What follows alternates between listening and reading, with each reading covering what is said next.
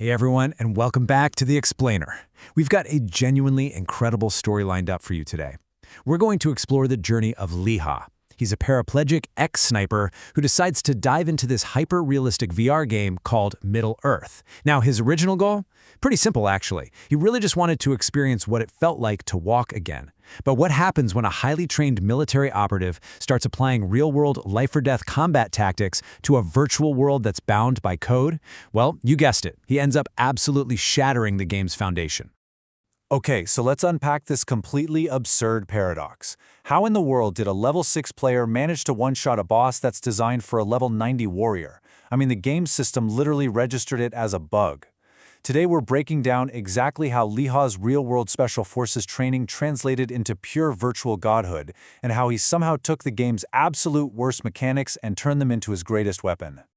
To really appreciate Liha's unbelievable rise, we have to start right at the bottom. Section 1, the ultimate trash class. So, thanks to a little glitch during his character creation, Liha gets stuck with the Musketeer class. And guys, the handicap this weapon comes with is just massive. We're not talking about a sleek, modern assault rifle here. No, this is a heavy, super clunky 1700s-style musket. It's terribly inaccurate, the gunpowder costs a literal fortune, and the absolute worst part? Players are forced to physically hand-load the powder and the lead balls for every single shot. In a game that's packed with lightning-fast mages and super agile warriors, it's basically the laughingstock of Middle-earth. But honestly, the real killer here? 1 minute. That is the excruciating reload time for a single shot if you're a beginner musketeer. Just think about that for a second. You're in a fast-paced VR environment, you've got giant rabbits rushing at you at lightning speed, mages are rapid-firing spells everywhere, and you're just standing there for 60 whole seconds pouring powder down a barrel. It is practically a death sentence. But see, Liha decides he's just not going to play by the game's arbitrary rules anymore. Section 2, Real-World Sniper Tactics. So the game has this built-in combat assist system. It's really rigid. Sure, it auto-aims for you, but it actually artificially captures accuracy at 50%, just to keep things balanced. Well, Liha realized right away that this was totally holding him back. So what's his solution? He just turns the assist system completely off. He trades in those virtual, stat-based crutches for his own real-world sniper logic. Because without that cap, he has the potential for 100% accuracy, assuming his actual physical aim is true. There's this amazing moment when a party of really high-tier players is getting absolutely wiped out by a giant boss rabbit. Liha doesn't sit there stressing over his 1-minute reload time. Instead, he falls back on this intense military mantra. A musket exists to drop someone with a single shot. He knows that if you just do your job right the first time, you don't even need a second bullet. Because of this, his painstaking execution becomes absolutely crucial. He treats every single encounter like a high-stakes sniper mission in the real world. He calculates distance, he factors in wind resistance, he plots the trajectory. He even pairs all this with a newly unlocked Calm Heart skill to physically slow his own breathing down.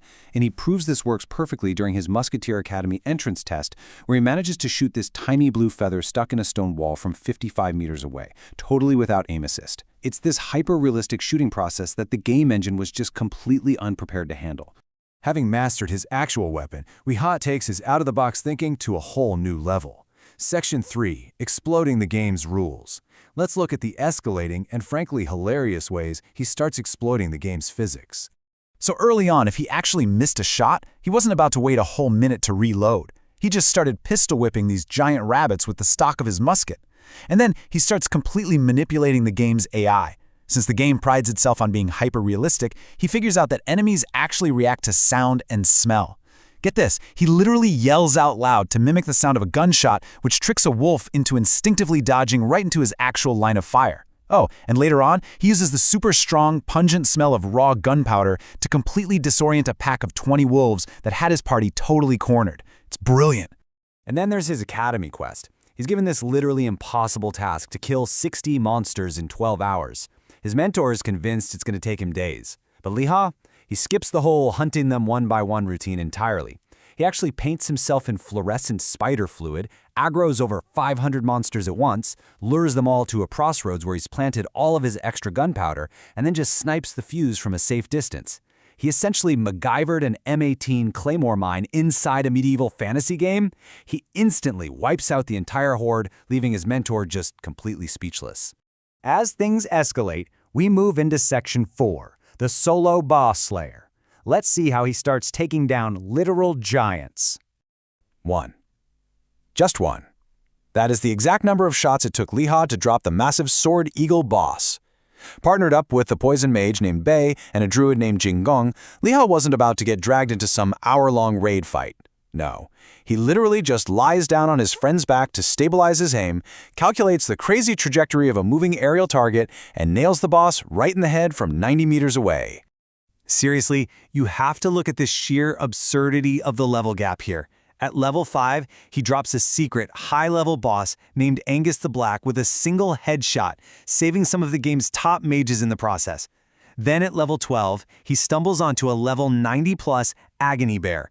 This thing had literally just wiped out a highly coordinated raid group of 20 veteran players. But Liha stays calm, lands 3 perfect headshots while actively dodging, and finishes the beast off with a desperate bayonet charge. By the time he's level 27, he is taking out a kobold boss from a watchtower 180 meters away. It's just insane. Now, because he's constantly defeating monsters that are literally decades of levels higher than him, the game's reward system just goes completely haywire. He isn't grinding slowly like everyone else, he spikes. Defeating that Agony Bear solo, it instantly launched him from level 12 straight up to level 21. By completely tossing out the mechanics of a balanced fight and bringing real-world sniper lethality to the table, Liha creates this unheard-of, totally exponential leveling curve. But of course, you really can't break a game this badly without drawing some serious attention. Section 5. Becoming a Living Legend.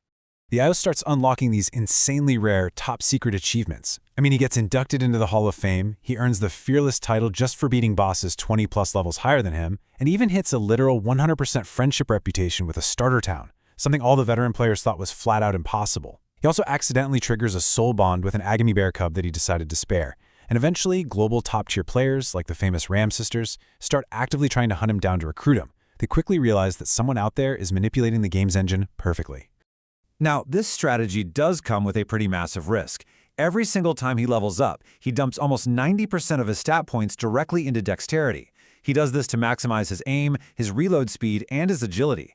But he puts practically nothing into his HP or defense. He is building the absolute ultimate glass cannon here. If he gets hit even once, he's a goner. So his entire survival relies purely on the fact that he can never, ever be seen.